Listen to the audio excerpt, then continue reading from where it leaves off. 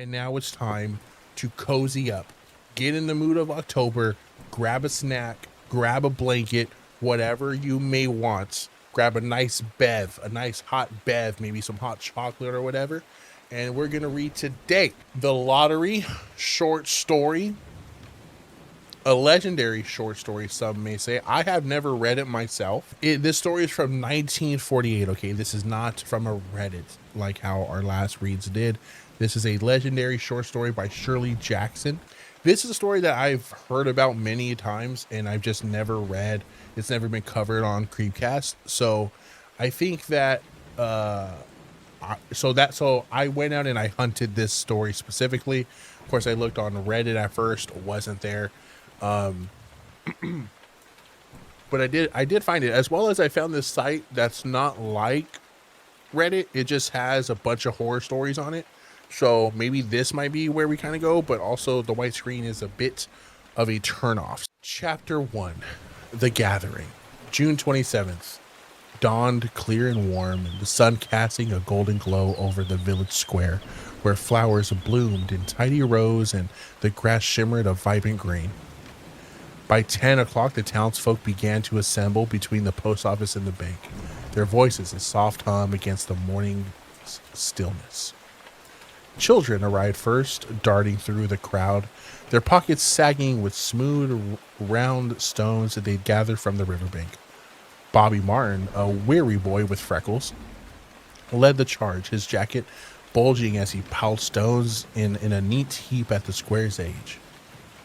Dickie Delacroix and Harry Jones joined him, their hands quick to select the smoothest pebbles, their laughter sharp and fleeting, as if they sensed the weight of their task.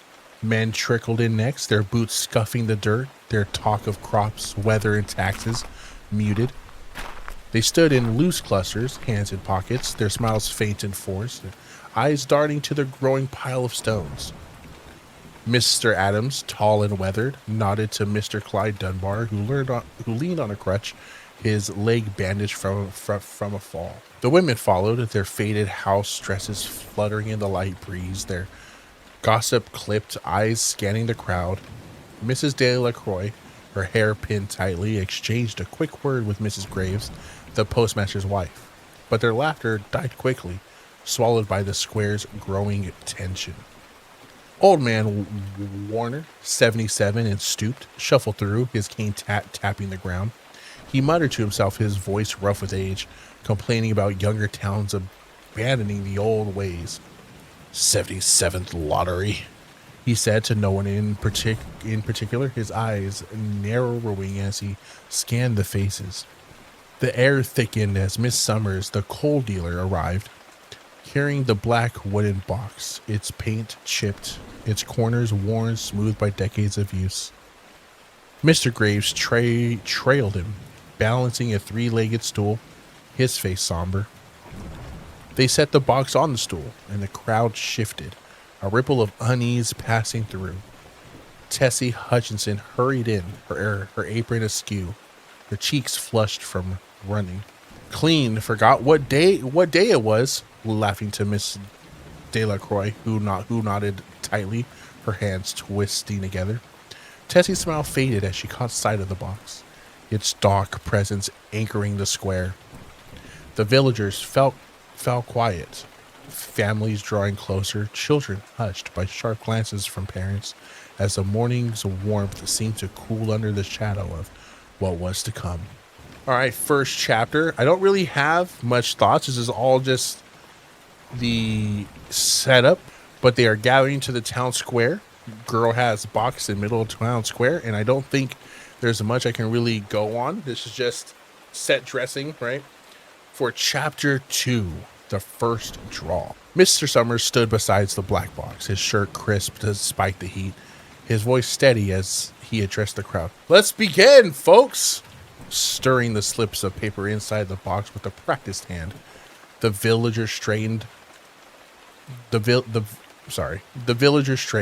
faces a mix of resignation and nervous anticipation, hands fidgeting at their sides. Each head of household would draw one slip representing their family from the box that had served the village for generations. The slips were simple, white, some edges frayed, but one bore a black spot drawn heavily with a pencil from Mr. Summers' coal company. Its mark, a silent sentence. The roll call started alphabetically. Mr. Adams stepped forward, his boots crunching gravel, his hand steady as he reached into the box. He drew a slip, glanced at it, and stepped back, his wife whispering urgently, "Is it?"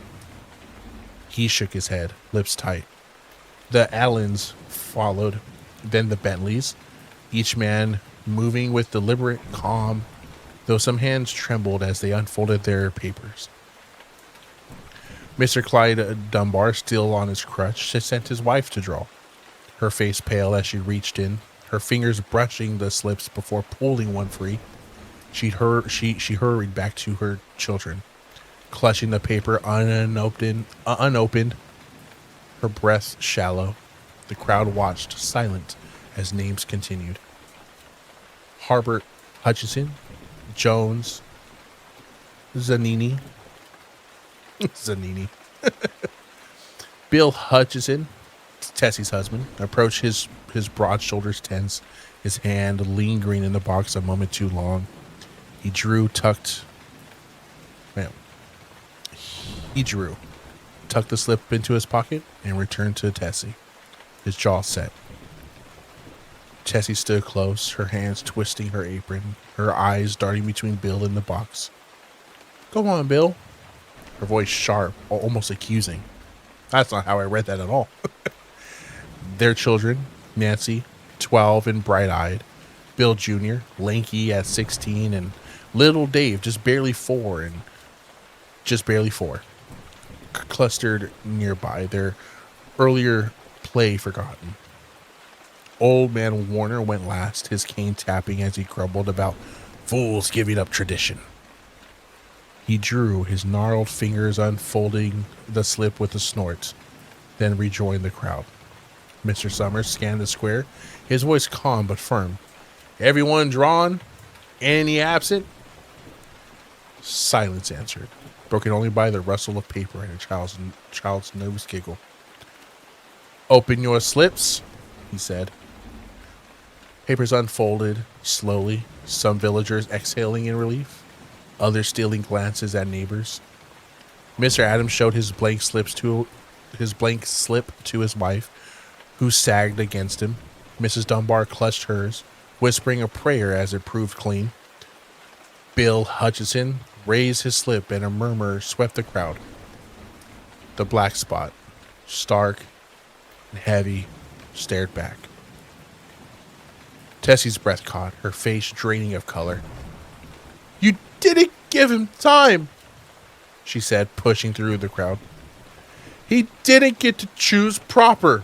Her voice rose, shrill, drawing from neighbors. Mr. Summers raised a hand, his tone even. "Now, rules are rules, Tessie. It's done." She shook her head, eyes wild, but the crowd's gaze hardened, their loyalty to the ritual unwavering. The Hutchinsons were chosen, and the lottery pressed forward. We're just gonna go straight. We're probably gonna go right through it, chat, unless something like crazy happens that warrants the pause. Chapter 3: The Family's Fate. The first draw has singled out the Hutchinsons, and now the second would choose one among them. Mr. Summers cleared the box, tossing out the old slips and placing 5 new ones inside. One for Bill, Tessie, Bill Jr., Nancy, and little Dave. Oh, so you put in the whole family's name, and then someone redraws, and then I'm assuming something happens to whoever's name. That's crazy that they could put in the little 4-year-old in there. The black spot was redrawn, its mark heavier, as if itched with intent.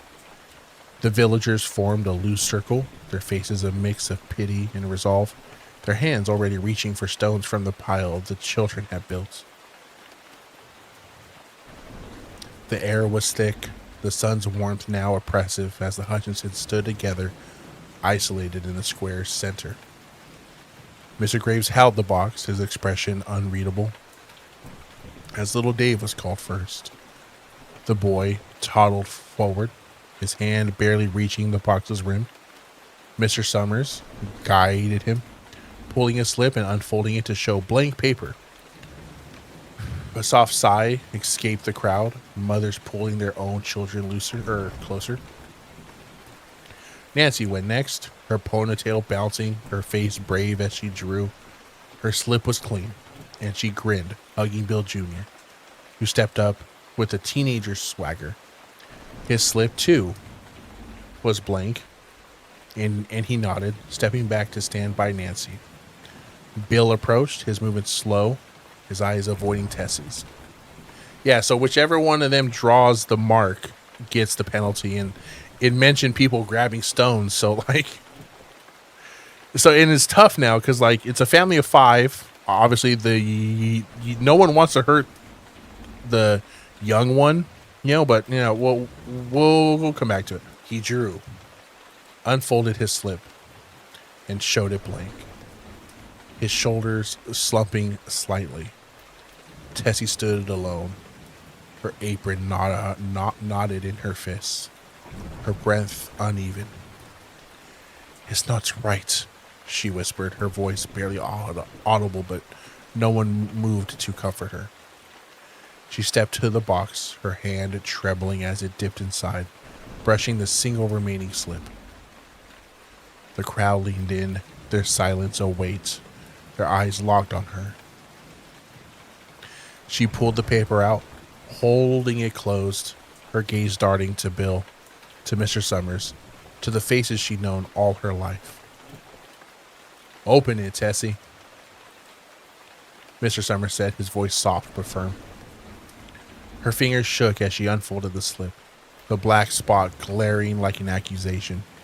A gasp rippled through the square, and Tessie's knees buckled, her hand clutching the paper as if she could will it blank.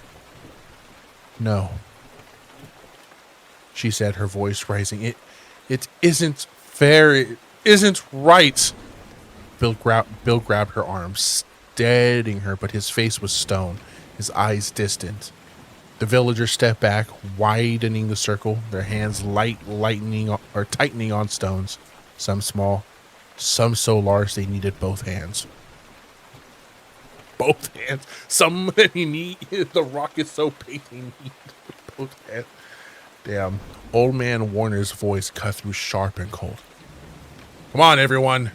Let's finish it." Mrs. Delacroix, Tessie's friend since childhood, hefted a heavy stone, her face set, her eyes avoiding Tessie's. The children, Nancy, Bill Jr., and even little Dave, picked up pebbles, their movements mechanical, their expressions blank. Tessie backed away, her hands raised, searching for a gap in the circle. But the villagers closed ranks, their faces a wall of duty.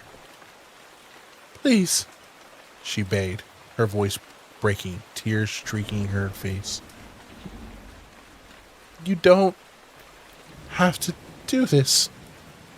The crowd's silence was her only answer, their hands poised, waiting for the signal to begin. Damn. Everyone has to participate. So granted, the kids grab little pebbles, but they still have to throw something. And then even her friend, who just could not look her in the eyes, has to throw a stone. Damn. Chapter 4, the rituals end. The first stone struck Tessie's shoulder, a sharp crack that drew a cry from her lips. She staggered, her arm raised to shield her face, blood seeping through her blouse where the stone had bitten. The crowd advanced, their movements deliberate, almost ceremonial, their faces a mix of grim resolve and something darker, relief that it wasn't them. Bobby Martin threw next, his pebble striking her thigh, and she stumbled, her cry sharper now. Mrs. Graves, usually quiet and kind, hurled a rock that grazed Tessie's cheek, leaving a red welt. The children's pebbles rained down, stinging like a swarm, and Tessie's voice grew hoarse, her screams echoing across the square. It isn't fair! Falling to one knee, her hands clawing at the dirt, her apron torn. The villagers pressed closer, their stones flying faster now. Men with heavy rocks, women with smaller ones, children starting in to throw and retreat. Old man Warner stood at the edge, his voice rising above the chaos, chanting, "Lottery in June, corn be heavy soon," as if the words sanctified the act. Tessie's eyes found Bill, pleading, but he looked away, his stone raised, his hand steady. Mrs. Dale LaCroix threw again, her large stone hitting Tessie's back, knocking her flat. The crowd surged, their throws relentless, a tide of judgment that drowned her cries. Tessie crawled, her breath ragged, her vision blurring as stones pelted her. Her arms, her legs, her head. Blood matted her hair, streaked her face, pulled in the dirt beneath her. Please stop. Her voice a whisper now, her strength ebbing. The villagers' face blurred into a single mass, their eyes empty, their hands unyielding. A child's stone struck her temple, and she slumped, her fingers twitching in the dust as her sight dimmed. A shadow flickered at the square's edge. A figure, tall and cloaked, unnoticed by the crowd, its presence chilling the air. Its eyes gleamed, sharp and unnatural, fixed on Tessie as she lay, broken. Another stone anchored down, heavy and final, and her world dissolved into darkness, the figure stepping closer as the crowd's chants faded. I have a lot of thoughts, but I just kind of want to read through. Chapter 5, The Silence After. The villagers dispersed, their hands empty, their steps quick as they left the square. The sun still shone, the flowers still bloomed, but the air felt heavier, tainted by what had passed. Mr. Summers packed the black box, its wood creaking as he carried it to the coal company's basement, locking it away until next June. No one spoke to Tessie, her name erased from conversation. Her absence a wound the village refused to acknowledge. The children returned to their games, their laughter hollow, the pile of stones left scattered for another year. Mrs. De La Croix scrubbed her hands at home, the water running clear but her fingers trembling. Bill Hutchinson lingered in the square, staring at the bloodied patch of dirt, his face unreadable, his hands shoved deep in his pockets. Old man Warner shuffled to his porch, muttering about the harvest, his belief in the lottery unshaken. His village resumed its rhythm, planting, gossip, chores, but a shadow lingered, a quiet dread that settled in the spaces between words. Some villagers dreamed that night of the cloaked figure, its gaze piercing, its presence tied to the box's dark heart. Whispers spread, faint and fearful, of other towns where the chosen vanished, not died, taken by something older than the ritual. No one spoke it aloud, but the question gnawed. Was the lottery for the corn or for something else? The black box waited, silent, his secrets locked tight, ready to claim another name when summer returned. And that is the end of the lottery. What'd you guys think? Or what did I thought? So I closed it for some stupid reason, but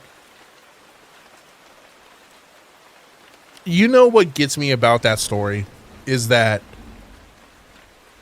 so what happened, right, is that the Mr. Summers, the coal worker or the holder of the box, claimed, or at least some villagers believe, that they do this so that the corn harvest is good for the year.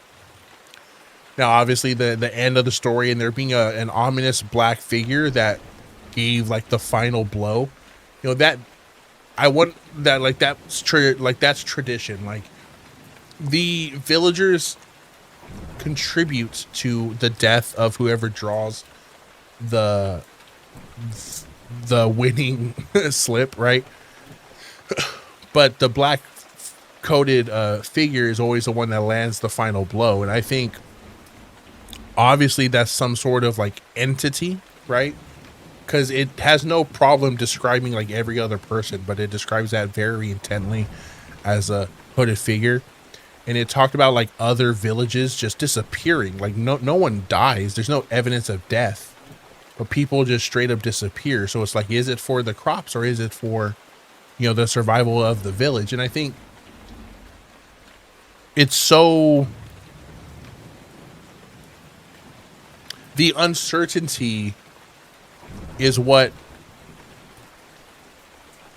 like scares the villagers into doing what they're doing. But like the disappearance of a village, whether it's supernatural through that black hooded entity or it's through famine of not having corn, the result is the same. So no matter what, we are told if we don't do this ritual, either no corn or we disappear. The result is the same, either a long slow death or maybe it's one fell swoop where we just all disappear if we don't do this in June. Why rocks though? Such a slow death. Well, I mean, that's what I was working to, is that this was like a real thing in the past. Like people did sacrifices for the harvest. It's well documented in like native tribes or like the Aztecs that they would do sacrifices for rain. They would sacrifice to the sun god to get, I believe, better crops during their harvest. Whereas the Aztec made it was a whole ceremony where they would stab into their heart or their stomach, I believe. But like stoned to death was a popular like punishment in the ancient world. And I think that's what really scares me about it, is the idea that there are people that lived through this. Now to us, it's very barbaric, right? It's very like, that makes no sense. You know, we know now through science that there's no connection. There's no connection between someone getting stoned to death through this ritual like drawing of a paper and whether or not corn grows, right? But to these people, there was very real examples of villages disappearing when they didn't carry out the ritual, and that's all that they have to go off of. It's terrifying that it could be a 4-year-old child or like the 4-year-old child's mother. Either way, the whole family has to contribute, or else no food, death is like imminent. I think that's a good story. It's giving Hungry Game vibes. I think he meant hunger. It's giving Hunger Game vibes. But no, yeah, I completely understand why and then just the whole village just blindly like following. They don't know exactly what the outcome is, or they know what the outcome is, but they don't know exactly what's going to happen. But they've heard tale of other villages dying off or disappearing, so then they must play along. And it's just the way of life. It's no different than, hey, every now and then the power is going to go out when there's a bad storm. You know, you just take care of business, you ride it out, and then life moves on. Very, very good story. It's not like horror in the way that we think of horror today. You know, even 1948 feels like, you know, a lifetime ago. It's less than 100 years ago, but the world seems completely different. Like even in 1948, I mean, even to this day, I am sure that there are not just tribes or villages, but people that believe that one inconsequential action has a profound effect on the rest of the world, you know. And I think that's a great way to end the stream today.